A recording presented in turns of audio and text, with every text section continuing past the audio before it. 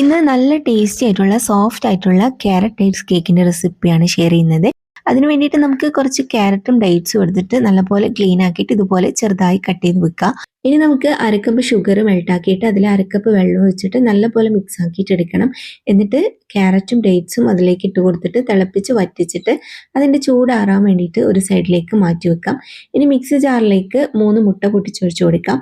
അതിലേക്ക് 2 spoon vanilla എസൻസും 1 cup പഞ്ചസാരയും ചേർത്തിട്ട് നല്ലപോലെ അടിച്ചെടുത്തതിന് ശേഷം കുറച്ച് ഓയിൽ ഒഴിച്ചിട്ട് ഒന്നും കൂടി അടിച്ചെടുത്ത് ബൗളിലേക്ക് ഒഴിച്ചു കൊടുക്കാം. അതിലേക്ക് മൈദയും ബേക്കിംഗ് പൗഡറും ബേക്കിംഗ് സോഡയും ആവശ്യത്തിനുള്ള ഉപ്പും ചേർത്തിട്ട് അരിച്ചിട്ട് മിക്സ് ആക്കിയതിന് ശേഷം ക്യാരറ്റും ഡേറ്റ്സും ഇട്ടിട്ട് നന്നായിട്ട് യോജിപ്പിച്ചെടുക്കണം.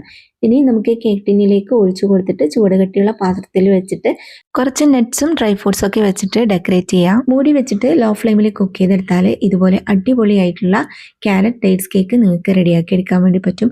ഇതിൻ്റെ ഫുൾ വീഡിയോ ഞാൻ പോസ്റ്റ് ചെയ്തിട്ടുണ്ട്. കാണാത്തവരാണെങ്കിൽ കണ്ടു നോക്കണേ.